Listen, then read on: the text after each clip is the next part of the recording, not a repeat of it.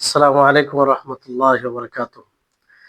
إن الحمد لله نحمده ونستعينه ونستغفر ونعوذ بالله من شرور أنفسنا وسيئات أعمالنا.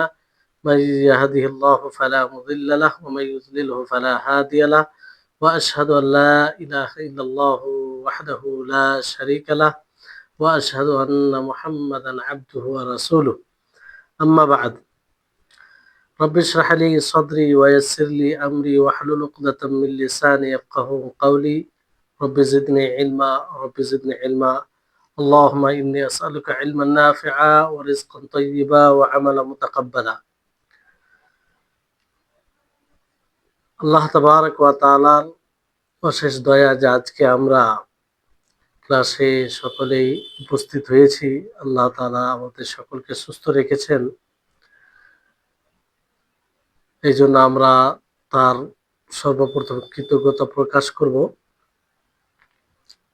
আর আজকে আমরা প্রায় 48 না 49 নম্বর ক্লাস, আজকে 49 নম্বর। যাক, আল্লাহ তাবারক ওয়া তাআলার বিশেষ তৌফিক, শেখুল ইসলাম ইবনে তাইমিয়া রাহিমাহুল্লাহর যে অন্যতম একটি বই আল আকিদাতুল ওয়াসিতিয়ার 49 নম্বর পর্বে আমরা পর্ব শুরু করেছি।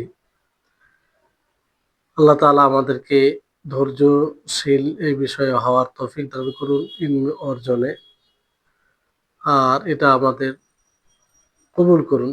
তারপর আমাদের সকলের প্রাণপ্রিয় নবী করিম মুহাম্মদ সাল্লাল্লাহু আলাইহি ওয়াসাল্লাম ওনার উপর অসংখ্য শান্তির ধারা বর্ষিত হোক।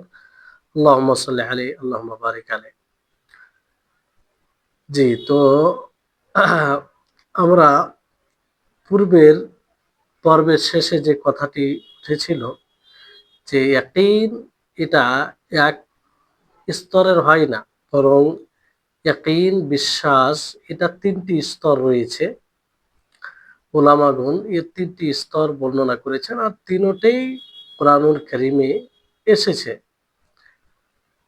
যেমন কোরআনুল কারীমে এইভাবে এসেছে, কাল্লা লাউ তা'লামুনা ইলমাল ইয়াকিন লাতারাউন্নাল জাহিম সুম্মা লাতারাউন্নাহা আইনাল ইয়াকিন।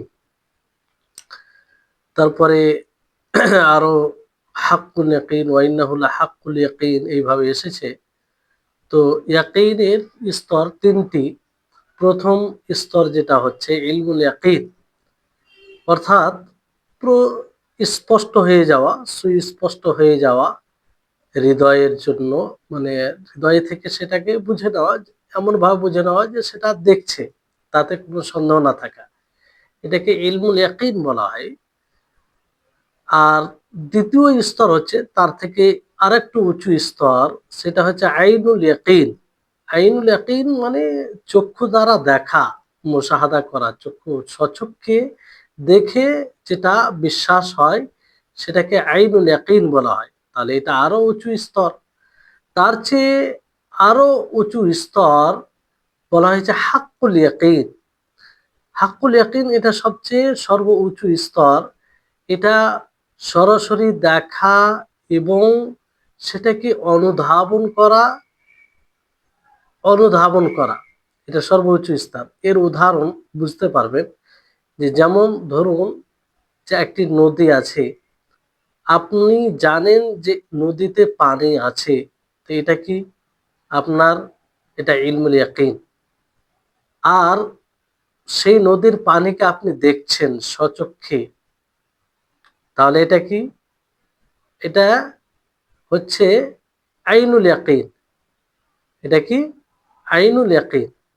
আর আপনি যখন সেই পানি পান করবেন তখন সেটা কি হবে, হাক্কুল ইয়াকিন, অনুধাবন, আপনি সবকিছু দেখছেন না এবং নিজে তার স্বাদ গ্রহণ করছেন। তো এইভাবে এটাও উদাহরণ দেওয়া যেতে পারে। যেমন ধরুন যে জান্নাত ও জাহান্নামের উপরে আমরা ঈমান এনেছি, তো জান্নাত ও জাহান্নামের উপরে ঈমান এনেছি, এটা কি ইলমে ইয়াকিন, এটা ইলমে ইয়াকিন। কিন্তু কিয়ামত দিবসে যখন মুত্তাকীদের জন্য জান্নাতকে নিকটে করে দেওয়া হবে, মাখলুক সেই জান্নাতকে দেখবে, আর জাহান্নামকে পথভ্রষ্টকারীদের জন্য সুস্পষ্ট করে দেওয়া হবে, প্রকাশ করা হবে, আর সমস্ত মাখলুক সেটাকে দেখবে। তো এটা কি হবে? আইনুল ইয়াকিন। এটা কি হবে তখন? তখনকার বিশ্বাসের কি অবস্থা হবে? দ্বিতীয় স্তরে পৌঁছে যাবে, আইনুল ইয়াকিন। দুনিয়াতে যেটা আমরা বিশ্বাস করি, যারা মূলত সঠিকভাবে বিশ্বাস করে, তারা কি কোন অবস্থায় আছে? ইলমুল ইয়াকিন, ইলমুল ইয়াকিন। আর হাসরের মাঠে যখন দেখবে তখন কি হবে? সেটা আইনুল ইয়াকিন। আর যখন জান্নাতীরা জান্নাতে চলে যাবে, জাহান্নামীরা জাহান্নামে চলে যাবে, তখন যে অবস্থা হবে বিশ্বাসের, সেটা হবে হাক্কুল ইয়াকিন, হাক্কুল ইয়াকিন। তো এই হচ্ছে বিষয়। আশা করি আপনারা বিষয়টি স্পষ্ট হয়ে গেছে আপনাদের নিকটে, কারণ উদাহরণ দেওয়া হলো দুটি। এই কথাটি কেন এসেছে? কারণ পূর্বে কথা হয়েছিল যে মুরজিয়া তারা কি বলে, যে যেহেতু হৃদয় থেকে জানার নামই হচ্ছে, এতরাফ স্বীকার করার নামই হচ্ছে ইমান, ফলে এতে ঘাটতি বাড়তির কোনো বিষয় আসে না। ইমান কমে যাওয়া, হ্রাস পাওয়া, ইমান বৃদ্ধি পাওয়ার কোনো বিষয় আসছে না, তো বরাবর থাকবে। তাদের যদি ধরে নেওয়া যায় এক মুহূর্তের জন্য যে ইমান হৃদয়ের স্বীকৃতির নাম, হৃদয় থেকে জানা নাম, ঠিক আছে, তারপরও তো এর তো তারতম্য আছে, এটা তো বরাবর হতে পারে না, তারতম্য আছে। হ্যাঁ, কারো বেশি, কারো যেমন বিশ্বাস তিন প্রকার বলা হলো, তিনটি স্তর, তিনটি স্তর বলা হলো। তো এর উদাহরণ দেওয়া হয়েছে হয়েছে পূর্বের এতে, যে কেউ বলতে পারে না যে আমার ইমান, এখনকার মানুষ কেউ বলতে পারে না আমার ইমান আবু বকরের মতো। কেউ বলতে পারে না, এখনকার মানুষ কেউ বলবে যে আমার ইমান নবীর মতো। কেউ বলতে পারে, এটা বলবেন স্বাভাবিক, কারণ নবীর ইমান আর সাধারণ মানুষের ইমান অনেক পার্থক্য, অনেক পার্থক্য। তো এই জন্য ইলম, যেটা ইয়াকিন বিশ্বাস, তার তিনটি স্তর বলা হয়েছে। তিনটি স্তর মানে কি, তারতম্য আছে, কম বেশি আছে। তো এই হিসেবেও তাদের সঠিক কথা নয় এটা। তো এই যে যে দলগুলো এ বিষয়ে পথভ্রষ্ট হয়েছে, সেই দল কি একটা, যে যে দলগুলো পথভ্রষ্ট হয়েছে, যার একটি কথা বলা হয়েছে, কাদের কথা বলা হয়েছে পূর্বে? পূর্বে একটি দলের কথা বলা হয়েছে, কাদের? হ্যাঁ, মুরজিয়াদের, খাওয়ারিজদের কথা বলা হয়েছে। মুরজিয়াদের ব্যাপারে আলোচনা করা হয়েছে। এবং তারপরে খাওয়ারিজ, খাওয়ারিজ এরাও আহলুস সুন্নাহ ওয়াল জামাতের বিরোধিতা করে, আর এদেরকে ওয়াইদিয়া বলা হয়। খাওয়ারিজদেরকে কি বলা হয়? ওয়াইদিয়া। আর ওয়াইদিয়ার মধ্যে দুটি দল আসে, একটি খাওয়ারিজ আর একটি হচ্ছে মুতাজিলা, আর একটি হচ্ছে মুতাজিলা। এদেরকে ওয়াইদিয়া বলা হয়, কারণ এরা ওয়াইদের বিধানকে, ওয়াইদের আয়াত ও হাদিসকে ওয়াদা হাদিসের উপরে প্রাধান্য দেয়, ওয়াদার আয়াতের উপরে প্রাধান্য দেয়, ওয়াদার ওয়াদার উপরে প্রাধান্য দেয়। ওয়াইদ মানে কি? ধমক, যেগুলোতে জাহান্নামের কথা, শাস্তির কথা, ধমক দেওয়া হয়েছে, সেগুলো দলিলকে, সেগুলো নুসুসকে, যে সব নুসুসে জান্নাতের কথা বলা হয়েছে, কোনো ইনামের কথা বলা হয়েছে, পুরস্কারের কথা বলা হয়েছে, সম্মানের কথা বলা হয়েছে, সেই সব দলিল নুসুসের উপরে ধমক স্বরূপ নুসুসকে তারা প্রাধান্য দিয়েছে। জি, এই জন্য তাদের নাম কি পড়েছে? ওয়াইদিয়া। তাদের নাম কেন কেন ওয়াইদিয়া পড়েছে? তো আপনাকে এটা মনে রাখতে হবে, যে এই জন্য তাদেরকে ওয়াইদিয়া বলা হয়। ফলে তারা কি বলে? তারা কাবিরা গুনাহকারীকে, যারা বড় গুনাহ করে, তাদেরকে ঈমান থেকে বের করে দেয়, ঈমান থেকে তাদেরকে কি করে দেয়? বের করে দেয়। খাওয়ারিজ তারা কি বলে? খাওয়ারিজরা বলে যে একজন কাবিরা গুনাহকারী, ফাসিক, যে বড় গুনাহ করবে, সে ঈমান থেকে বের হয়ে কোথায় প্রবেশ করে? কুফরে চলে যায়, ঈমান থেকে বের হয়ে কুফরে প্রবেশ করে। মুতাজিলা তারা কি বলে? মুতাজিলা বলে যে ঈমান থেকে বের হয়ে যায়, কিন্তু কুফরে প্রবেশ করে না। তারা কি বলে? যে দুই দুই মানে ঈমান ও কুফর এর মাঝামাঝি পথে থাকে। না তারা মুমিন হয় তখন, না তারা কাফির হয়। না তারা মুমিন হয়, না তারা কাফির হয়। তো এই হচ্ছে বিষয়। এবার এদের যে ধারণা, এর খণ্ডন, এদের নিয়ে পর্যালোচনা করা যায়। আর অনেক বই রয়েছে, সেগুলোতে বিস্তারিত ভাবে আলোচনা করা হয়েছে আর যথাযথভাবে খণ্ডন করা হয়েছে তাদের কোরআন ও হাদিসের আলোকে এবং যুক্তির দিক দিয়ে, সব দিক দিয়ে। লেখক রাহিমাহুল্লাহ তিনি বলেন ওয়াহুম আযালিক, এরপরও তারা মানে তাদের কথাকে ঈমান, কওল ও আমাল, ঈমান কাকে বলে, যে কথা এবং আমল। তো লেখক রাহিমাহুল্লাহ তারপরে কি বলেছেন, যে লা ইউকাফিরুনা আহলাল কিবলাতি বিমুতলাকিল মাআসি ওয়াল কাবাইর, যে আহলুস সুন্নাহ ওয়াল জামাআহ আহলে কিবলাকে মুতলাক মাসি গুনাহ ও কাবিরা গুনাহ দ্বারাতে তাদেরকে তাকফির করে না, কাফির বলেন। কাফির বলেন আহলে কিবলা বলতে যারা নামাজ পড়ে, যারা নামাজ পড়ে কিবলামুখী হয়ে, তারা মুসলিম, যদিও তারা গুনাহগার হয়, পাপ করে, কাবিরা গুনাহ করে, তাদেরকে গুনাহগার বলতে পারি, পাপী বলতে পারি। যাদের কিবলা এক, সেই কিবলা দিকে মুখ করে নামাজ পড়ে, কাবাকে কিবলা মনে করে, তারা মুসলিম। তারা কি মুসলিম। গুনাহ করলেও, ফাসিক করলেও, ফাসিক করে কাবিরা গুনাহ করলেও তারা মুসলিম, তারা কাফির হয়ে যায় না। ফাসিক কাবিরা গুনাহ, বড় গুনাহ করলে কাফির হয়ে যায় না। এজন্য খালি গুনাহ করলেই যে কাফির হয়ে যাবে, এটা আহলুস সুন্নাহ ওয়াল জামাআহ তাদের নিকটে এটা যে তারা মানে কাফির মনে করে না। আহলে কিবলা যদি গুনাহ ফাসিকি কাজ করে, কাবিরা গুনাহ করে, এতে তারা কাফির হবে না, তবে গুনাহগার হবে। লেখক রাহিমাহ লেখক রাহিমাহুল্লাহ এখানে কি বলেছেন, যে বিমুতলাকিল মাআসি, মানে একদম মুতলাক গুনাহ করাতে কাফির হয়ে যাবে। মানে সরাসরি লেখক রাহিমাহুল্লাহ এই কথা বলেনি যে গুনাহ ও কাবিরা গুনাহ দ্বারাতে কাফির হবে না, এটা বলেনি। বরং মুতলাক, মুতলাক মানে মুতলাক আম ভাবে গুনাহ করাতে কাফির হয়ে যাবে তা নয়। কারণ কিছু গুনাহ আছে, কিছু পাপ আছে, যে পাপগুলো কুফরি হয়, আর কিছু পাপ আছে যেগুলো কুফরি হয় না, কিছু নাফরমানি হয়, নাফরমানি হয়। তো এই ক্ষেত্রে মুতলাকুল মাআসি বলতে লেখক রাহিমাহুল্লাহ কি বলতে চেয়েছেন, তিনি বলতে চেয়েছেন যে গুনাহ করলেই যে কাফির হয়ে যাবে তা নয়। আহলুস সুন্নাহ ওয়াল জামাত তিনাদের এটা আকীদা, মানহাজ, যে মুমিন যারা মুসলিম গুনাহ করলেই যে কাফির হয়ে যাবে তা নয়। যেগুলো গুনাহ কুফরি নয়, তা সেগুলো করে কাফির হয়ে যাবে না, কাফির হয়ে যাবে না। তো এখানে যেমন মুতলাক, মুতলাক মাসি, মুতলাকুশ শাই বলা যায়, কিংবা আল মুতলাক আর শাইউল মুতলাক, দুটার মধ্যে পার্থক্য। যখন আশাইগুল মুতলাক বলা হবে, যে মুতলাক কোনো জিনিস যখন বলা হবে, তো এখানে মুতলাক কোনো জিনিস বা কামাল, পরিপূর্ণতা এই উদ্দেশ্য হবে। আর মুতলাকুশ শাই যখন বলা হবে, যে কোনো জিনিসের স্বাভাবিক, মানে তখন মূল বিষয়, মানে যে জিনিসের সাথে মুতলাক বলা হবে সেটার মূল বিষয়। তো এখানে যদি কোনো মুমিন কাবিরা গুনাহ করে, বড় গুনাহ করে, তো আমরা কি বলবো তার জন্য?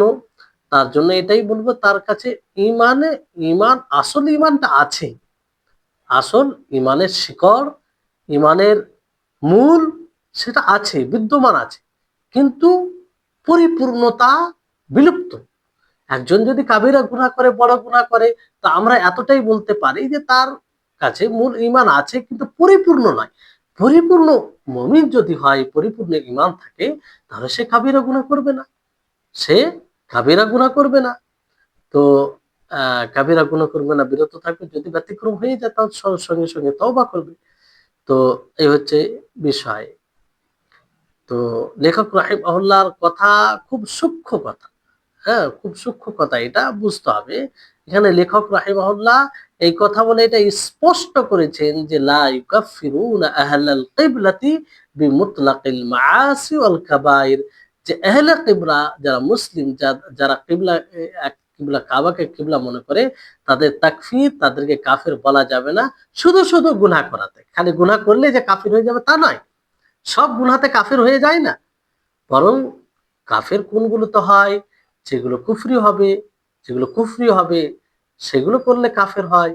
আর নির্ধারিত কোনো মানুষ কাফের কবে হবে, সেটার কিছু শর্ত আছে, সেটার কিছু বিধান আছে, তার সাথে সংশ্লিষ্ট কিছু বিষয় আছে, সেগুলো জানতে হবে, তাহলে জানা যাবে।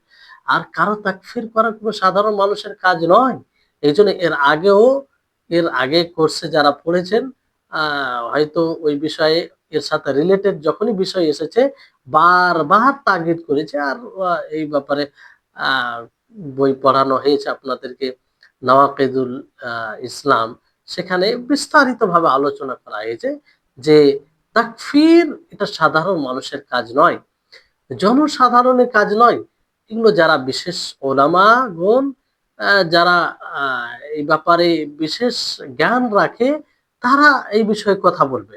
সাধারণ মানুষ কাউকে কাফের বলা, এটা হ্যাঁ সে জানতে পারে, আলেমের কাছে জিজ্ঞাসা করতে পারে যে এরকম এরকম ব্যাপার, তো এর হুকুম কি, বিধান কি, কেমন কি, সেটা ভালো আলেমদেরকে জিজ্ঞাসা করবে। কিন্তু সে নিজে নিজে কারো মানে বিষয় সূর্যের মতো স্পষ্ট নেই, আর সেখানে বলবে যে অমুক কাফের, এটা ফিতনা, এটা বড় ফিতনা। আর কাউকে কাফের বলা মানে একটা মানে খুব জটিল বিষয় এটা। কাউকে কাফের বলা মানে কি, আপনি তাকে ইসলাম থেকে বের করে দিলেন, ইসলামে থাকাকালীন যা অধিকার ছিল, যা তার হক ছিল, সবকিছু আপনি ছিনিয়ে নিলেন। সব হক হুকুক মানে আপনি আহ মানে তার তার কাছ থেকে সরিয়ে দিলেন আপনি, তাকে কাফের বলে। তাহলে চিন্তা করুন বিষয়টি কত মানে আহ জটিল বিষয়। তো এই জন্য এই তাকফির ওলামাগণ ছাড়া সাধারণ মানুষ এই ব্যাপারে কথা বলবে না। জি, তো এই হচ্ছে বিষয়। তো লেখক রাহিমাহুল্লাহ এই কথাটি এখানে বলতে চেয়েছেন যে মুতলাক মাস মানে গুনাহ করলে ওই যে কাফের হয়ে যাবে তা নয়। তো কাবিরা গুনাহ করলে সে ফাসিক হবে, গুনাহগার হবে। আর কুফরি যদি হয় তাহলে কাফের হবে, কিন্তু কাউকে নির্ধারিত ভাবে কাফের বলতে গেলে তার জন্য শর্ত আছে, তার একটা আলাদা চ্যাপ্টার বিষয় আছে, ওগুলো জানতে হবে। তো তারপর লেখক রাহিমাহুল্লাহ তিনি কি বলে, কামা ইয়াফআলুহুল খাওয়ারিজ, যেমন ভাবে খাওয়ারিজ রা তাকে করে। খাওয়ারিজ কি বলে, যে যারা কাবিরা গুনাহ করে কাফির, কাবিরা গুনাহকারী কি কাফির। আহ এই জন্য তারা মুসলিমদের উপরে আক্রমণ করে, মুসলিমদের রক্ত কি, মুসলিমদের ধন সম্পত্তিকে হালাল মনে করে। এই উম্মতের মানে ক্ষতি যা করেছে খাওয়ারিজরা কল্পনার বাইরে। এই খাওয়ারিজদের কারণে পুরো দেশ, মুসলিম দেশ ধ্বংস হয়েছে। বড় মুসিবত মুসলিম উম্মার জন্য। এরা একটা মুসলিম উম্মার জন্য বলতে পারেন ক্যান্সার। এটাকে তারা দিন মনে করে। মুসলিমদের জান নিয়ে খেলা করা, মুসলিম শাসকদের বিরুদ্ধে কথা বলা, মুসলিম শাসকদের বিরুদ্ধে বের হয়ে যাওয়া, মুসলিম শাসকদেরকে কাফের বলা, এরা তাদের এগুলো খেলতামাশা এবং এটাকে দিন মনে করে। তারা এটাকে তার দিন মনে করে। চিন্তা করুন তারা কি অবস্থায় মানে আছে আর কি করে। আহ কাফেরদের সাথে তাদের মানে সেরকম মানে জ্বালা যন্ত্রণা থাকে না, মুসলিমদের সাথে থাকে। এই হচ্ছে তাদের বিষয়। আল্লাহ তাদেরকে হিদায়াত দান করবে। এই জন্য আল্লাহ নবীও কঠোর বাণী করেছেন তাদের ব্যাপারে, কঠোর ভাবে কঠোর বলেছেন। তো তো তারা এটা ধারণা রাখে যে মুসলিম তারা তারা কাফের হয়ে যাবে, ফলে তাদের বিরুদ্ধে লড়াই করা, তাদের বিরুদ্ধে যুদ্ধ করা তারা জায়েজ মনে করে, জায়েজ মনে করে। লেখক রাহিমাহুল্লাহ তারপরে কি বলছেন, যে বালিল উখওয়াতুল ঈমানি সাবিতাতুন মাআল মাআসি, বরং খাওয়ারিজরা যেমন করে তা নয়, সেটা সঠিক নয়। বরং ইমানি উখওয়াত, ইমানি ভ্রাতৃত্ব, ইমানি যে আহ ভ্রাতৃত্বর সম্পর্ক রয়েছে, সেটা বিদ্যমান থাকে গুনাহ করার পরেও। একজন গুনাহ করলেও, কাবিরা গুনাহ করলে তারপরেও ভ্রাতৃত্ব সেটা থাকে, ইমানি ভ্রাতৃত্ব, ইমানি উখওয়াত এটা বিদ্যমান থাকে। গুনাহ করাতে এই ইমানি ভ্রাতৃত্ব শেষ হয়ে যায় না, ইমানি ভ্রাতৃত্ব কেটে যায় না। হ্যাঁ, এই গুনাহ করার পরেও এটা টিকে থাকে। যেমন একজন ব্যভিচার, অবশ্যই যে ব্যভিচার ব্যভিচার করে না, সে এই গুনাহ থেকে বিরত থাকে, তার ভাই, ইমানি ভাই। জি হ্যাঁ। আর একজন চোর, চোর যার মাল চুরি করছে, যার কিছু চুরি করছে, তারও ভাই ইমানের দিক থেকে। কারণ সেই চোর তো ইমান থেকে বের হয়ে যায়নি, সে গুনাহ করেছে, পাপ করেছে, সে হুকুকুল ইবাদ, বান্দার হক হরণ করেছে, তার জন্য তাকে হিসাব দিতে হবে, তাকে জবাবদিহি তা করতে হবে, এতে কোনো সন্দেহ নেই। কিন্তু এর জন্য আমরা তাকে ইমান থেকে বের করে দিতে পারি না। জি। আর অনুরূপভাবে কেউ কাউকে যদি হত্যা করে, তো যাকে সে হত্যা করেছে তারও সে ভাই, মানে ভ্রাতৃত্ব। কারণ এতে সে কাফের হয়ে যায়, বড় গুনাহ করেছে, পাপ করেছে, এতে কোনো সন্দেহ নেই। কিসাসান তাকেও হত্যা করা হবে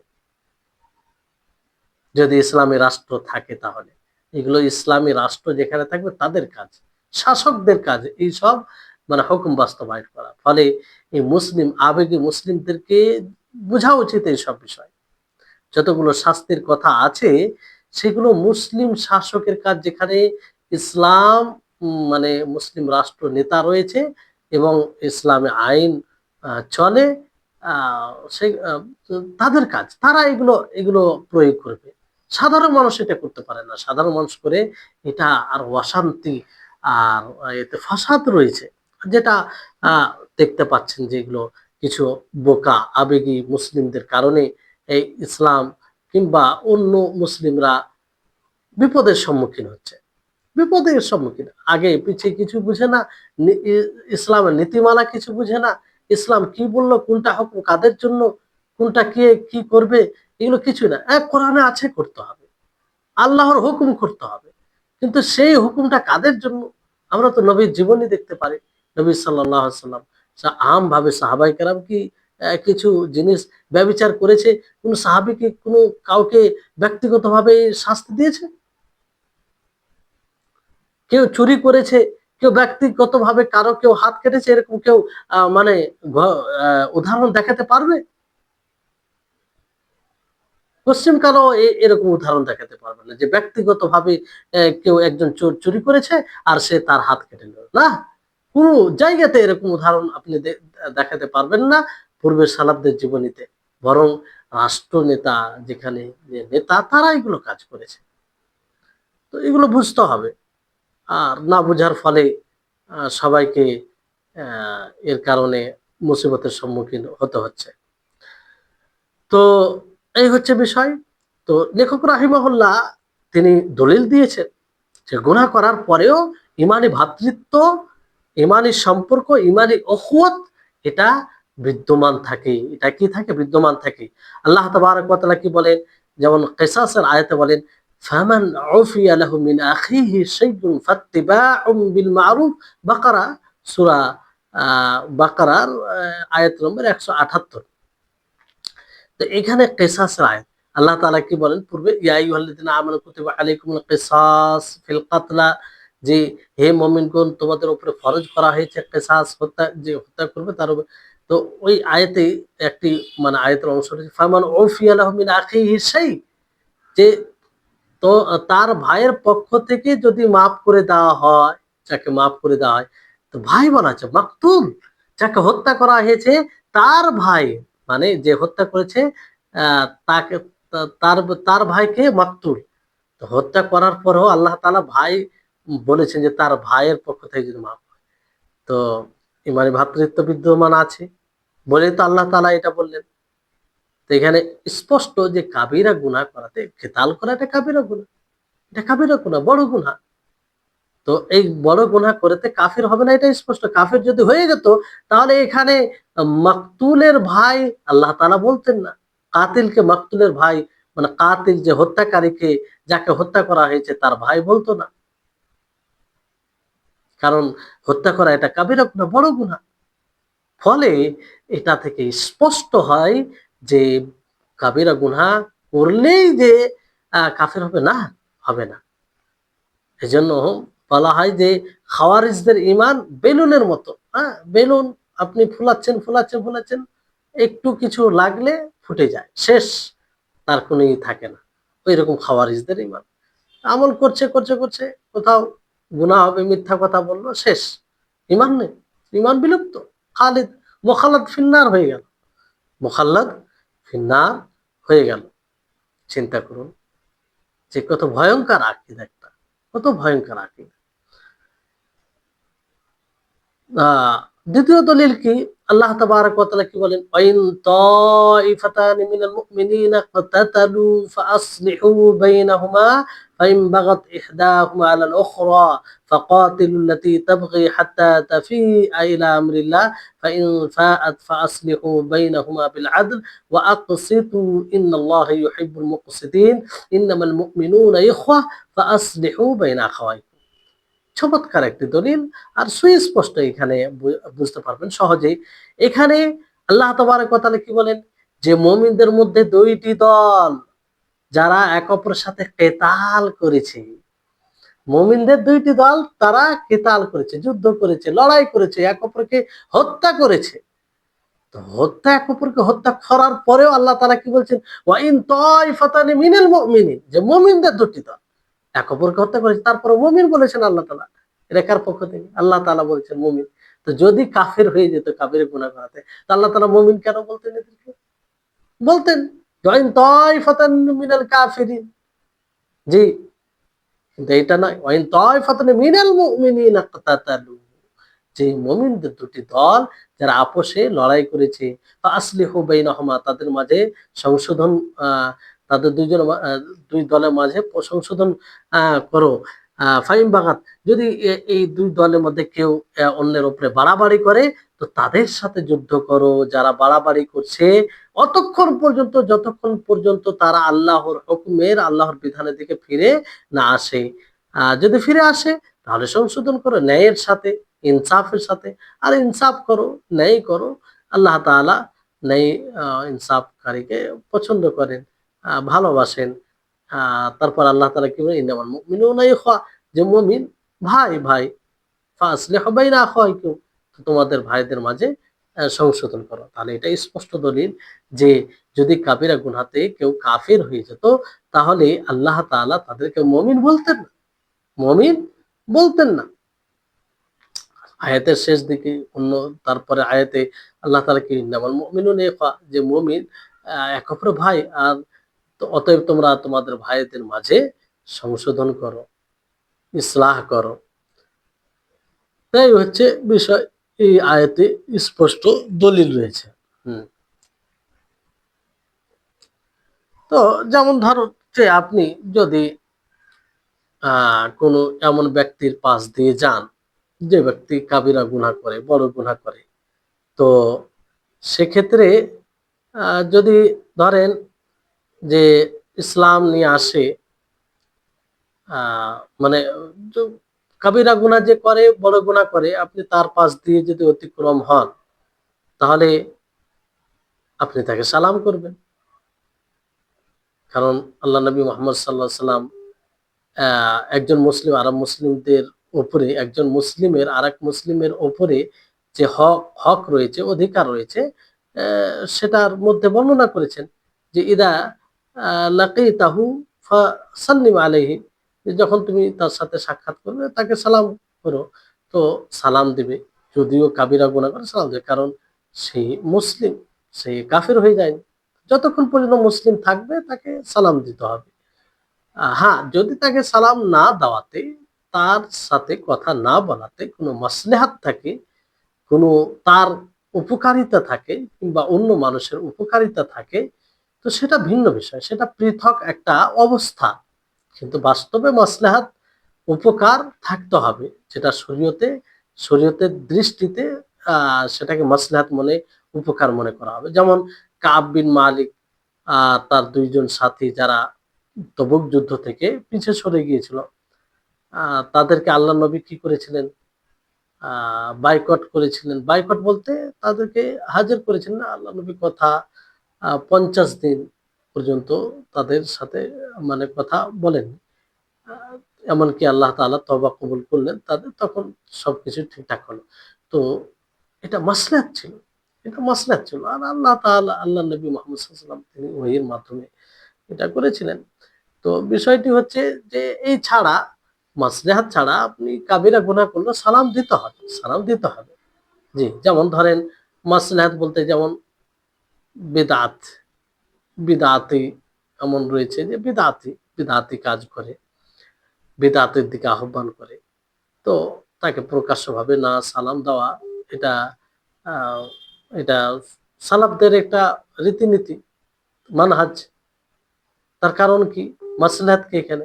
যাতে আপনি অন্যদের সামনে সালাম দিবেন, তো মানুষ হয়তো তার সাথে সাক্ষাৎ করবে, কিংবা আ হয়তো সালাম দিলে সে নিজের ভুল থেকে ফিরে আসবে না। কিন্তু সালাম না দিলে সে ভাববে কি ব্যাপার, আমার সাথে সালাম করে না, সম্পর্ক রাখে না। সে হয়তো বুঝতে পারে যে হয়তো শরীয়ত বহির্ভূত কাজ করছে, বিদআত খোরাফাতে জড়িয়ে আছে এইজন্য। তো এই হচ্ছে বিষয়।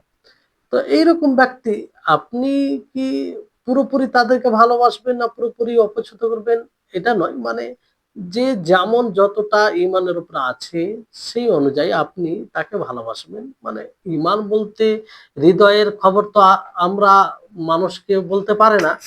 মানুষ কেউ বলতে পারে না হৃদয়ের খবর। তো বাহ্যিকটা, মানে দুনিয়াতে পার্থিব জীবনে আল হুকমু আলা যাহির, বাহ্যিকের উপরে হুকম। একজন মানুষ বাহ্যিকভাবে যতটা সৎ দেখা দিবে ততটাই তাকে ভালোবাসতে হবে। আর যতটা পাপ দেখা দিবে তার জীবনে, শরীয়ত বহির্ভূত কাজ দেখা দিবে, ততটাই তার প্রতি ঘৃণা করবে। জি। তারপরে লেখক রাহিমাহুল্লাহ কি বলছেন যে ওয়ালা ইয়াসলুবুন আল ফাসিক আল মিল্লি আল ইসলাম বিল কুলিয়া, যে আহলুস সুন্নাহ ওয়াল জামাআহ ফাসিক, এক প্রকার ফাসিক থেকে পুরোপুরি ইসলামকে ছিনিয়ে নেয় না। মানে ফাসিক হলে যে তারা মুসলিম হবে না, ইসলাম থেকে বের হয়ে যাবে, এরকম বলে না আহলুস সুন্নাহ ওয়াল জামাআহ। আহলুস সুন্নাহ ওয়াল জামাআহ এরকমটা বলে না যে ফাসিক যদি হয় তো একদম ইসলাম থেকে বের হয়ে যাবে না। এখানে ফাসিক বলতে কি, কোন ফাসিক? ফাসিক ফিস্ক ২ প্রকার যেটা আসছে। যে ফাসিক আসলে আল্লাহর ইতাআত থেকে বের হয়ে যাওয়া, এটা ফাসিক বলা হয় আম অর্থে। যেমন পূর্বে আলোচনা হয়েছে যে একটা হচ্ছে ফিসকে আকবার, বড় ফিস্ক, আর একটা হচ্ছে ফিসকে আসগার, ছোট ফিস্ক। ফিসকে আকবার কি? যেটা ইসলাম থেকে বের করে দেয়, ইসলাম থেকে বের করে দেয়। যেমন আল্লাহ তাআলা বলেন ওয়াম্মাল্লাযীনা ফাসাকু ফামাওয়াহুমুন নার, যে যারা ফাসিকি কাজ করে, ফিসকি করে, আল্লাহর ইতাআত থেকে বের হয়ে যায়, তাদের ঠিকানা কি? জাহান্নাম। তো এটা হচ্ছে বড় ফিস্ক। বড় ফিস্ক শিরক করা, এরকম কিছু। আর ফিসক আসগার কি? যে সেটা ইসলাম থেকে বের করবে না, ইসলাম থেকে বের করবে না। যেমন আল্লাহ তাআলা বলেন ইয়া আইয়ুহাল্লাযীনা আমানু ইন জাআকুম ফাসিকুম বিনাবাইন ফাতাবায়্যানু আন তুসিবু কওমান বিজাহালা, যে হে মুমিনগণ, তোমাদের নিকটে যদি কোনো ফাসিক খবর নিয়ে আসে, ফাতাবায়্যানু, তার যাচাই বাছাই করো, তার যাচ পড়তাল করো, যাতে সে অজ্ঞতাবশত স মানে লজ্জিত না হয়, লজ্জিত না বলতে এখানে যে ফাসিকের কথাটা বলা হয়েছে, এখানে ফাসিক বলতে কি? যে ফাসিক ইসলাম থেকে বের হয়ে যাচ্ছে না, ফাসিক বলতে গুনাহ করে, প্রকাশ্যভাবে যেগুলো গুনাহ, বড় গুনাহ, এগুলো গুনাহ করে।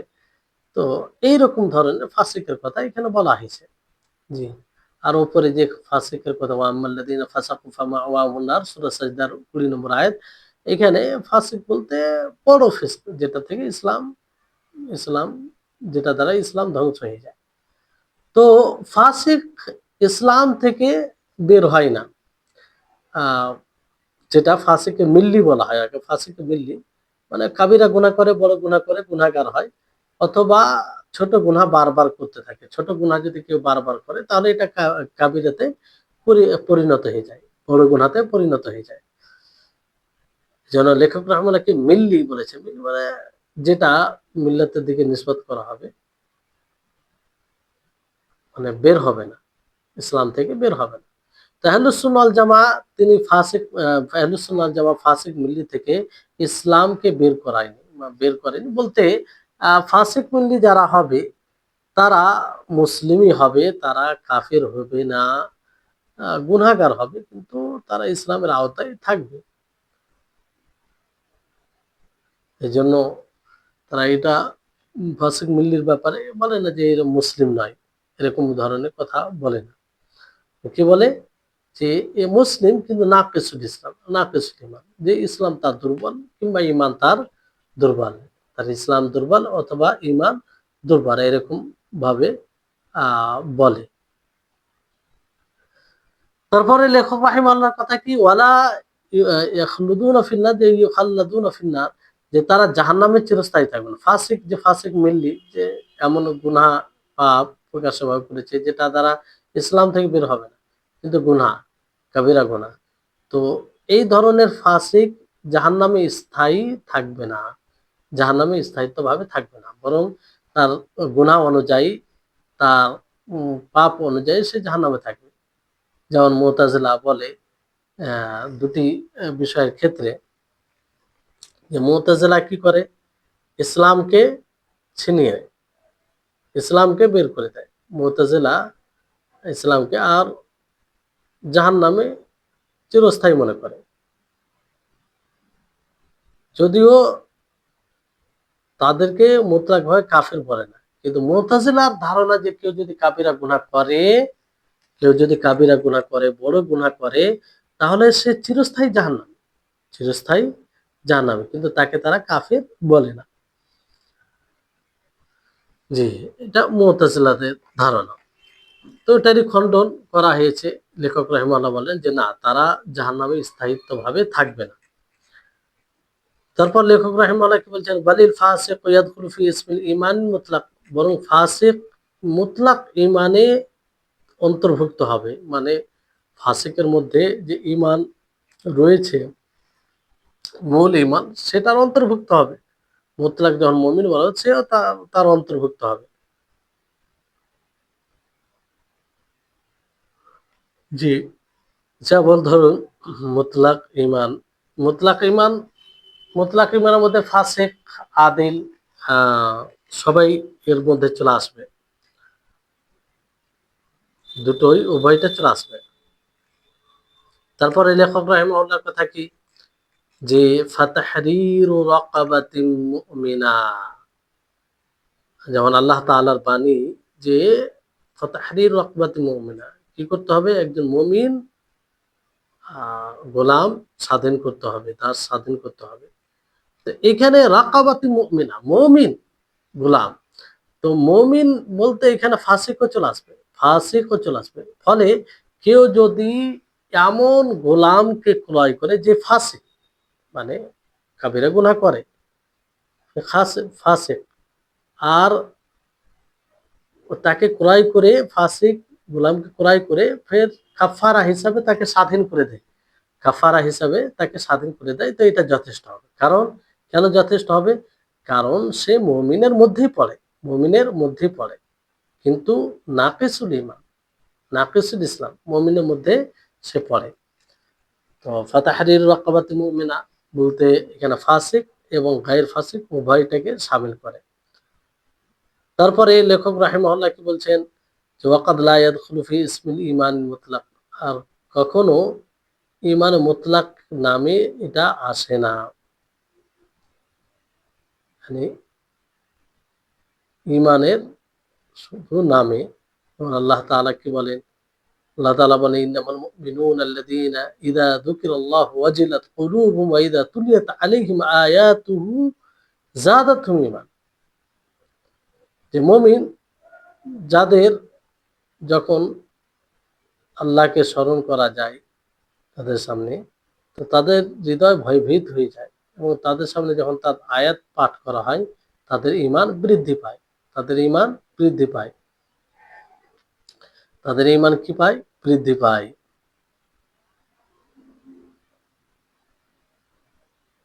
তো এই জায়গাতে মানে ফাসিক যারা মুমিন তারা এখানে আসবে না, ধরেন ফাসিক মুমিনের কাজে এখানে ইন্নামাল মুমিনুনা ইযা যুকিরাল্লাহু ওয়াজিলাত কুলুবুহুম, মুমিন তাদের সামনে যখন আল্লাহ তাআলা জিকির করা হবে তাদের হৃদয় ভয়ভীত হবে এবং তাদের আয়াত পাঠ করা হবে, তাদের ঈমান বৃদ্ধি পাবে। এখানে মুমিন বলা হয়েছে। তো এই মুমিন এই আয়াতে যে মুমিন বলা হয়েছে, এই মুমিন এতে ফাসিক অন্তর্ভুক্ত নয়। জি, এজন্য ফাসিকের সামনে যদি আয়াত তেলাওয়াত করা হয় তাহলে তার ঈমান বৃদ্ধি পায় না। কারণ এখানে মুমিনদের কথা বলা হয়েছে, ফাসিক বলতে ফাসিকের কথা বলা হয়নি। যারা মুমিনের আওতায় পড়বে তাদের ঈমান বৃদ্ধি পাবে যদি তার সামনে তেলাওয়াত করা হয়। তো এটা স্পষ্ট যে লেখক রাহিমাহুল্লাহ কখনো এটা দ্বারা মুতলাকুল ঈমান বলতে আমভাবে ঈমান উদ্দেশ্য নিয়েছে, আর খুবই ঈমানে মুতলাক। আর দুটোর মধ্যে পার্থক্য বলা হয়েছে যে একটা ঈমানের মূল বিষয় আর একটা হচ্ছে পরিপূর্ণ ঈমান। যেমন আমরা কোনো মানুষকে দেখি যখন আল্লাহর স্মরণ করে, অনেক কিছু মানুষকে দেখা যায় যে তার সামনে আল্লাহ তাআলার কথা বলা হয় অথচ তার হৃদয় ভয়ভীত হয় না। তার সামনে আল্লাহ তাআলা আয়াত পরিবেশন করা হয়, তার ঈমান বৃদ্ধি পায় না। তাই এই সময় বলা সঠিক হবে যে সে মুমিন, আর এটাও সঠিক হবে যে সে মুমিন নয়। এটাও সঠিক হবে যে সে মুমিন, আবার এটাও সঠিক হবে যে সে মুমিন নয়। তো যদি আমরা মুমিন বলি তাহলে এই ক্ষেত্রে আমরা কি বলবো যে তার মূল ঈমানটা আছে, মূল ঈমানটা আছে। আর মূল ঈমানটা আছে। আর যদি আমরা মুমিন না বলি যে মুমিন নয়, তাহলে কি বলবো যে পরিপূর্ণ মুমিন নয়। যেমন ধরুন যে আল্লাহ তাবারক ওয়া তাআলা কি বলেন যে যার সামনে আমার আয়াত তেলাওয়াত করা হবে তার ঈমান বৃদ্ধি পাবে। তো এই আয়াতকে সামনে রেখে কথা বলা হচ্ছে যে অনেকের সামনে আল্লাহ তাআলার আয়াত পরিবেশন করা হয়, আল্লাহ তাআলার কথা বলা হয়, অথচ তার ঈমান বৃদ্ধি পায় না, তার হৃদয় ভয়ভীত হয় না। তো ওই ব্যক্তির ক্ষেত্রে আমরা এটা বলতে পারি যে সে মুমিন।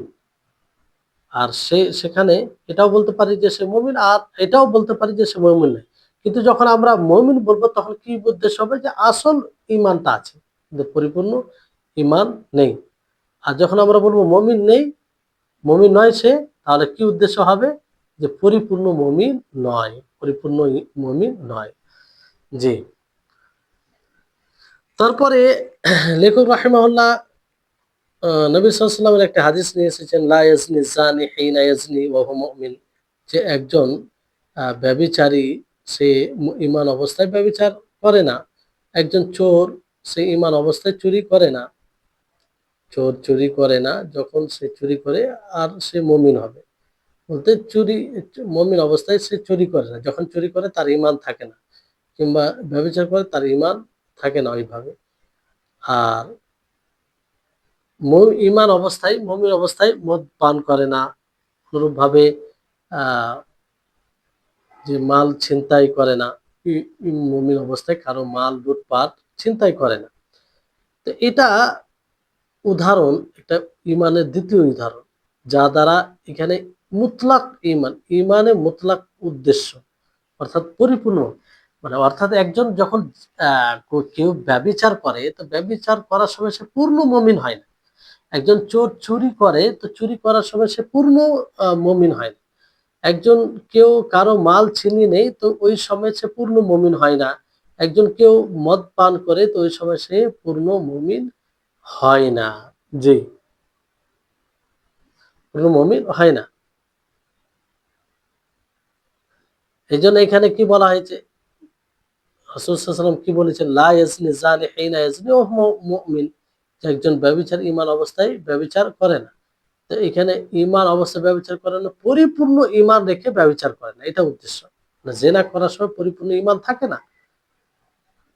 এজন্য জেনা যখন ব্যভিচার থেকে মানে আহ ব্যভিচার যখন হয়ে যায় পরে, তখন সে মুমিন হয়ে যায়। ব্যভিচার হয়ে যায় তারপরে তার ঈমানের অবস্থা অন্যরকম হয়।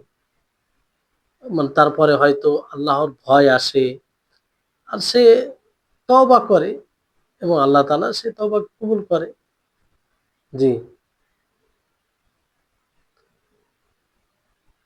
কিন্তু যখন সে জেনা ব্যভিচার দিকে অগ্রসর হয়, তার কাছে যদি পূর্ণ ঈমান থাকতো তাহলে সে অগ্রসর হতো না।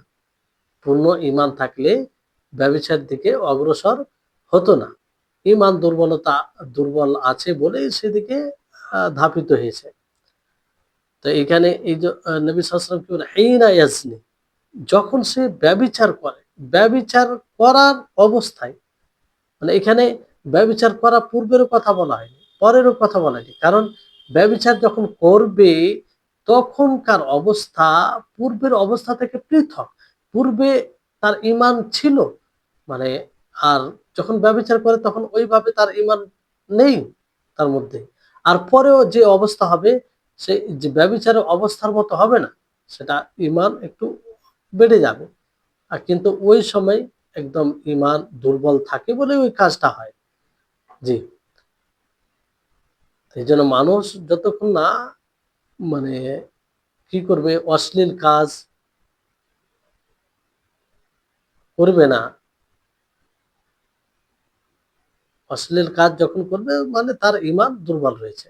অনুরূপভাবে চোর চুরি যখন করি, চোর চুরি যখন করে, তো সেই সময় কি হয়, ওই সময় তার ঈমান দুর্বল হয়। যদি পূর্ণ ঈমান থাকতো সে চুরি করতো না, পূর্ণ ঈমান থাকতো চুরি করতো না। তো চুরি করার সময় তার ঈমান অতি দুর্বল হয়ে যায়। চুরি করার আগে সে চুরি করার অবস্থা থেকে ঈমান ভালো থাকে, চুরি করার পরে চুরি করা অবস্থা থেকে ভালো ঈমান থাকে।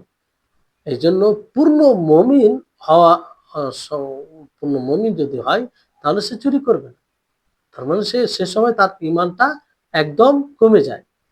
অনুরূপভাবে মদ খাওয়ার বিষয়টি এই একই রকম। কারো মাল ছিনিয়ে নেওয়া এই বিষয়টি, কারো মাল লুটপাট করে নেওয়া এই বিষয়টি যখন সে করে তার ঈমান দুর্বল থাকে, কিন্তু করার আগে তার ঈমান তার তুলনায় ভালো থাকে, এবং পরেও সেই যখন মাল লুটপাট করে তার তুলনায় ভালো থাকে। তো এখানে চারটি বিষয় বলা হয়েছে, যে ব্যভিচার, ব্যভিচার জেনা কাকে বলে, যে হারাম অবৈধভাবে ব্যভিচার করা। অবৈধ বলতে বিবাহ বন্ধনে থাকা, বিবাহ বন্ধন ছাড়া, এবং দাস। এখন দাসের সিস্টেম নেই। আগে যেহেতু আগে যুদ্ধ হতো, তো যুদ্ধ চলাকালীন যে দাস আসতো সেটা যার অধীনে, যার এতে পড়তো, সে তার, মানে, অধীনে থাকতো এবং সে তাকে ব্যবহার করতো তখনকার। এটা আগে, ইসলাম বলে নেই, ইসলাম আসার পূর্বে এরকম সিস্টেম চলে আসছিল। ইসলাম এসে তাদের মানে অনেকটাই তাদেরকে মানে শান্তির শ্বাস দেওয়ার সুযোগ দিয়েছে। তা না হলে আরো জুলুম হতো তাদের উপরে। এটা পূর্বের নীতি, এটা ইসলামের নীতি নয়। অনেকে এই কথা শুনে তো মনে করে যে ইসলাম এত বড় একটা করে যে তাদেরকে এইভাবে রাখতে পারে, এটা পূর্বে থেকে নীতি চলে আসছে। কিন্তু এটা তাদের একটা ধন সম্পত্তি, মূল সম্পদ এটা মনে করা হতো। তো ইসলাম এটাকে তো একবারে শেষ করে আহ দিলে তো আরো এটাকে, ইসলামকে বড় জুলুম মনে করত। ফলে বিভিন্নভাবে এই সিস্টেমটাকে উঠিয়ে দেওয়া, উদ্বুদ্ধ করেছে। যেমন যদি অনেক মানে বিষয় বিধানে কাফারা হিসাবেও উদ্বুদ্ধ করেছে, যে একটা দাসকে স্বাধীন করা। এইভাবে ইসলাম এটাকে, মানে, এটা থেকে মুক্ত করতে চেয়েছে সমাজকে। তো এই দুটোই পথ ছাড়া যদি কেউ মানে লজ্জায় স্থান, মানে বীর্যপাত ঘটায়, তাহলে সেটা ব্যভিচার বলে গণ্য করা হয়। ব্যভিচার বলে গণ্য করা হয়। সেটা আহ, পুরুষ পুরুষ স্ত্রী আহ, হোক, কিংবা অন্য কিছু মাধ্যমে হোক, যাই হোক। তারপরে চুরি, চুরি মানে অন্যের মাল গোপনীয়ভাবে নিয়ে নেওয়া, অন্যের মাল গোপনীয়ভাবে নিয়ে নেওয়া। এটাকে, মানে, অন্যের মাল গোপনীয়ভাবে, এমন মালকে নেওয়া যে মালটা হেফাজতের জায়গা আছে, মানে সাধারণ সব রাস্তাঘাটে পড়ে নেই, হেফাজতের জায়গা আছে, সেই মালকে নেওয়া, এটা চুরি বলা হয়। অনুরূপভাবে মদ্যপান করা, যেটা মদ খাওয়া, নেশার মধ্যে আসে। তারপরে কারো মাল ছিনিয়ে নেওয়া, কারো মাল আছে কেউ নিয়ে যাচ্ছে, কারো সাথে মাল আছে তার লুটপাট করা, যেটাকে আমরা বলি সেটা কি। তো এই এই চারটি যে গুনহা রয়েছে, বিশেষভাবে আল্লাহ নবী চারটি গুনহার কথা বলেন। তো এই চারটি গুনহা মানুষ পূর্ণ মমিন অবস্থায় করে না, পরিপূর্ণ ইমান অবস্থায় করে না, বরং যখন করে তার ইমান অতি দুর্বল হয়ে যায়, অতি দুর্বল হয়ে যায়। জি, কিন্তু এখানে মানে মুমিন অবস্থায় ব্যভিচার করে না তার মানে একদম একদম যে ঈমান থাকে না তা নয়, বরং পরিপূর্ণ ঈমান থাকে না। ঈমানের পরিপূর্ণতা থাকে না। এটার নাফি করা হয়েছে। জি, আশা করি আপনারা বুঝতে পারছেন। তো লেখক রাহিমাহুল্লাহ তিনি বলেন যে আমরা বলবো যে মুমিন যারা ফাসিক কাবিরা গুনাহ করে তাদেরকে কি বলবো, যে মুমিন কিন্তু তার ঈমান দুর্বল, নাকিসুল ঈমান। মুমিন সে মুমিন তার যতটুকু ঈমান আছে সে তারা মুমিন, এবং সে কাবিরা গুনাহ করেছে ফলে ফাসিক। মুমিন ফাসিক এটা বলতে পারি, যারা কাবিরা গুনাহ করে, গুনাহ করে প্রকাশ্যে আমরা বলতে পারি যে সে মুমিন ফাসিক। মুমিন ফাসিক যে যতটুকু ঈমান আছে এই ভিত্তিতে সে মুমিন, আর গুনাহ করে এইজন্য ফাসিক। তো আমরা মুতলাক ভাবে একটা নাম দিতে পারি না এবং ছিনিয়েও নিতে পারি না। মানে এটার উদ্দেশ্য কি, যে আমরা পরিপূর্ণ তাকে মুমিনও বলতে পারি না, আর পরিপূর্ণভাবে ঈমানটা ছিনিয়েও নিতে পারি না যে তার মধ্যে ঈমান নেই। কেউ যদি কাবিরা গুনাহ করে, ধরেন কেউ কাউকে হত্যা করেছে, তো আমরা পরিপূর্ণ তাকে মুমিন বলতে পারি না। পরিপূর্ণ মুমিন ঈমানের দিক দিয়ে কামিল পরিপূর্ণতা রাখে এটা বলতে পারি না। আর না এটা বলতে পারি যে তার আর ঈমান নেই, এটাও বলতে পারি না। জি, তো একটা ঈমানের মূল বিষয় থাকা, আর পুরো ঈমান ঈমানের পরিপূর্ণতা না থাকা, দুটোর মধ্যে পার্থক্য আছে, দুটোর মধ্যে পার্থক্য আছে। আশা করি আপনারা বুঝতে পেরেছেন। অনুরূপভাবে ফাসিকের বিষয়টি, ফাসিক ফাসিক মিল্লি যাকে বলা হয়, যেটা যে ফিসকি কাজ করে ইসলাম থেকে বের হয় না। আর আরেকটা ফিসকি কাজ আছে যেটা করলে ইসলাম থেকে বের হয়ে যায়। জি, তো ফাসিক মিল্লিকে আমরা পরিপূর্ণ মুমিন বলতে পারি না। ফাসিক মিল্লিকেও আমরা পরিপূর্ণ মুমিন বলতে পারি না। বরং মুমিন, মুমিন এই অর্থে বলবো যে তার মধ্যে ঈমানের মূল বিষয় আছে। কিন্তু পরিপূর্ণ কামিল ঈমান নেই। কামিল ঈমান থাকলে তো সে গুনাহ করবে না। সে গুনাহ করবে না। জি। তো এই হচ্ছে আহলুস সুন্নাহ ওয়াল জামাতের এটা মাযহাব। আর ন্যায় পরায়ণদের যেটা মাযহাব পদ্ধতি। আর এর বিরোধিতা আহলুস সুন্নাহ ওয়াল জামাতের বিরুদ্ধাচারণ, বিরোধিতা কে করেছে? কয়েকটি দল, মুরজিয়া, যাদের ব্যাপারে আপনারা শুনলেন। মুরজিয়া বলে যে সবসময় সে পরিপূর্ণ মুমিন থাকবে। সে গুনাহ করলো, পাপ করলো তাতে কোনো পার্থক্য পড়ে না। কারণ তারা মুমিন বলতে হৃদয় থেকে স্বীকৃতি দিলেই পরিপূর্ণ মুমিন হয়ে যায়। এতে পাপ করুক, যাই করুক তার সাথে কোনো সম্পর্ক নেই মুরজিয়াদের নিকটে। খাওয়ারিজ গুনাহ করলে, পাপ করলে কি বলে? কাফের বলে। কাফের বলে। কাফের বলে দেয়। মু'তাজিলা কি বলে? যে না, সে কাফেরও নয়, সে মুমিনও নয়। সে কাফেরও নয়, সে মুমিনও নয়। কাফের মুমিনদের মাঝামাঝি তারা রয়েছে। তো এই হচ্ছে বিষয়। আল্লাহ তাআলা আমাদের সকলকে তৌফিক দান করুন। এসব বিষয় বুঝার তৌফিক দান করুন। আর আমাদের সকলের জন্য সহজ করুন। আল্লাহ তাআলা আমাদের সকলে ইলমে বারাকা দান করুন। আল্লাহ তাআলা আমাদের সকলকে ইলম অর্জনে ধৈর্যশীল আ ধৈর্য ধৈর্যশীল হওয়ার তৌফিক দান করুন। وآخر دعوانا أن الحمد لله رب العالمين. السلام عليكم ورحمة الله وبركاته.